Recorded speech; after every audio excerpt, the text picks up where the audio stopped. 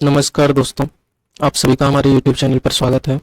हम पढ़ रहे हैं अली सीना की किताब अंडरस्टैंडिंग मोहम्मद का अध्याय 1 मोहम्मद कौन था।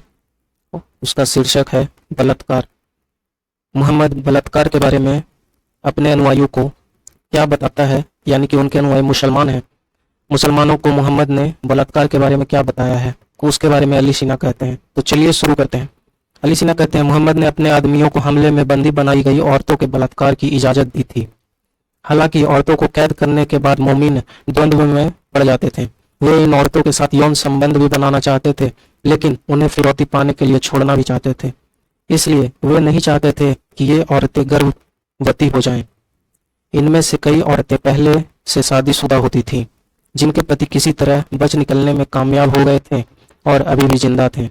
इसके तोड़ के लिए उन्हें कोआइटस इंटरप्टस यानी कि वीर्यपात होने से पहले ही लिंग निकाल लिया जाए का रास्ता सूझा, पर वे इस बात को लेकर निश्चिंत नहीं हो पा रहे थे कि इस तरीके से बलात्कार करने पर औरतें गर्भवती होंगी या नहीं।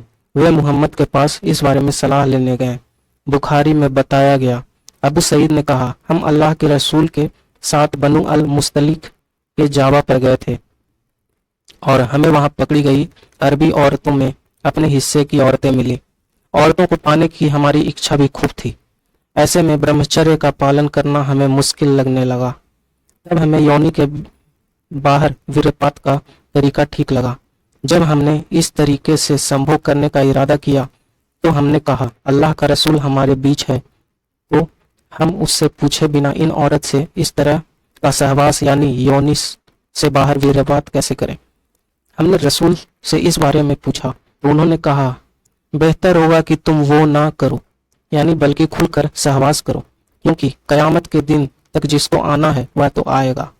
ध्यान दीजिए कि मोहम्मद ने जिहाद में पकड़ी गई औरतों का बलात्कार करने से मना नहीं किया, बल्कि इसके उलट वह कह रहा है कि जब अल्लाह कुछ सृजन चाहता है तो उसे कोई नहीं रोक सकता। दूसरे शब्दों में शुक्राणुओं के न होने पर भी गर्भ होने से कोई नहीं रोक सकता। इसलिए मोहम्मद कहता है कि वीर्यपात रोककर सहवास बेकार है और यह गलत सलाह भी है, क्योंकि ऐसा करना अल्लाह की अपरिहार्य इच्छा को चुनौती देने जैसा है।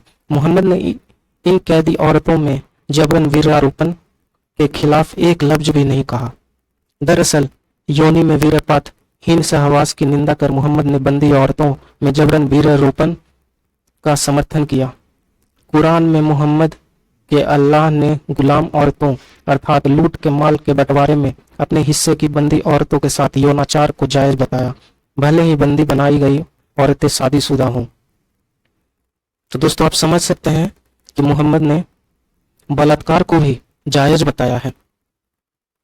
अब इससे आप खुद निर्णय करें और कमेंट में बताएं कि क्या यह मोहम्मद की शिक्षा आज के मुसलमानों को दी जानी चाहिए, और अगर यह शिक्षा उन्हें दी गई तो इस मानवता का क्या होगा। आज के लिए इतना ही दोस्तों, आपके सामने फिर हाजिर होंगे। नमस्कार।